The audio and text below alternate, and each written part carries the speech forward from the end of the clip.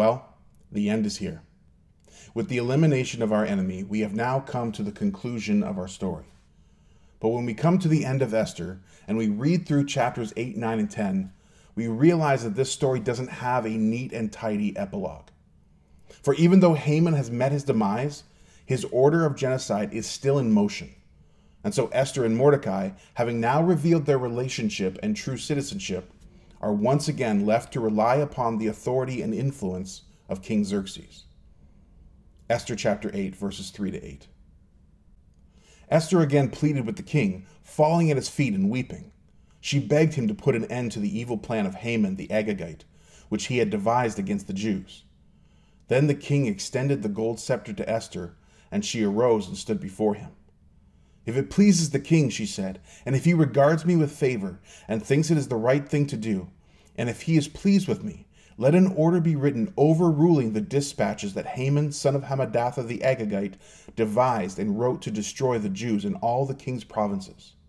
For how can I bear to see disaster fall on my people? How can I bear to see the destruction of my family?"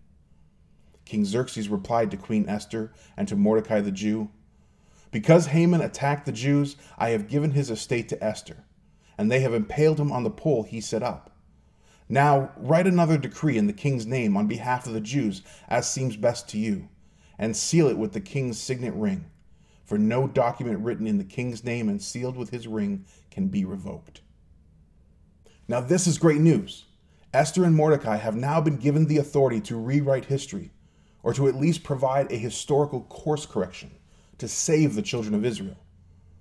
But as soon as we say such words or think such thoughts, we read on and are left to wonder, by whose hand or imagination will deliverance come? Verses 11 to 12. The king's edict granted the Jews in every city the right to assemble and protect themselves, to destroy, kill, and annihilate the armed men of any nationality or province who might attack them and their women and children, and to plunder the property of their enemies. The day appointed for the Jews to do this in all the provinces of King Xerxes was the 13th day of the 12th month, the month of Adar. Okay, so maybe the key phrase here is protect themselves. I mean, given the historical context, we have to understand the fact that throughout history, violence has been a form of communication amongst nations, something we sadly share as a broken and sinful species. And so in light of this, maybe the idea of protecting or defending oneself might seem reasonable or even restrained. And yet, when we turn to chapter 9, we discover that even when God's called and commissioned people are given the reins of redemption, vengeance and violence are seemingly impossible to erase from our story. Esther chapter 9, verses 1 to 10. On this day, the enemies of the Jews had hoped to overpower them. But now the tables were turned, and the Jews got the upper hand over those who hated them. The Jews assembled in their cities in all the provinces of King Xerxes to attack those determined to destroy them. No one could stand against them, because the people of all the other nationalities were afraid of them. The Jews struck down all their enemies with the sword, killing and destroying them, and they did what they pleased to those who hated them. In the citadel of Susa, the Jews killed and destroyed 500 men. They also killed the 10 sons of Haman, son of Hammedatha, the enemy of the Jews. But they did not lay their hands on the plunder.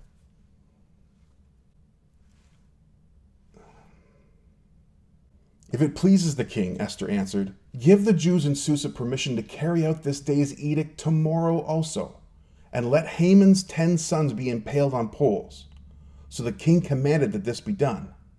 The Jews in Susa came together on the 14th day of the month of Adar, and they put to death in Susa 300 men, but they did not lay their hands on the plunder.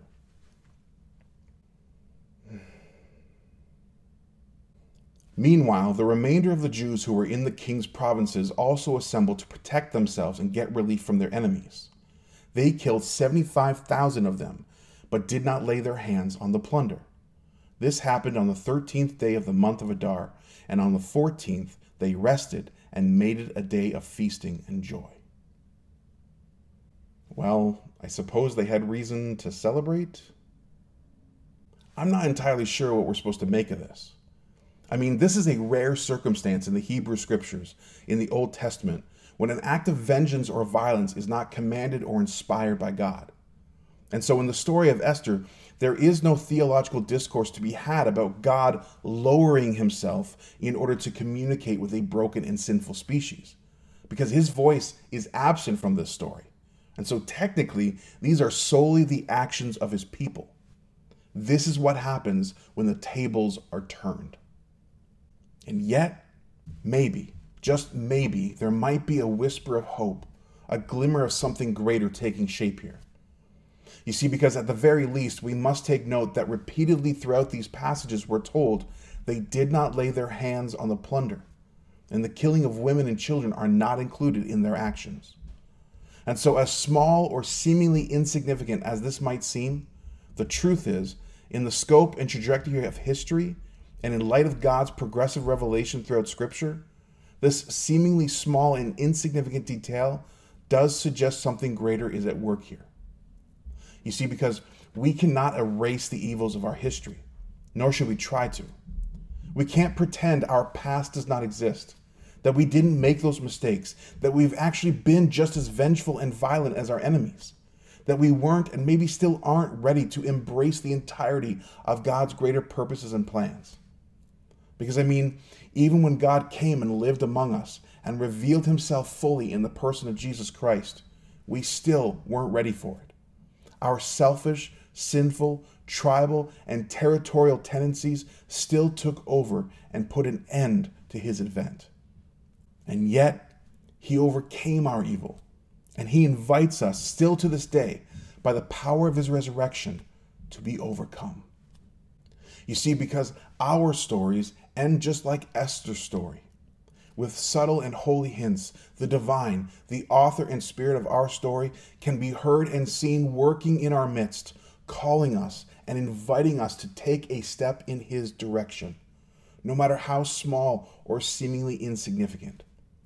But in the midst of our slow progression, when we do pause to throw a party and call it Purim, we must never forget to turn the page and follow the trajectory of the greater story, to acknowledge and accept the invitation to set aside our vengeful and violent ways, so that the ultimate ending that we can all share will not just be a happy one, but a holy and harmonious one.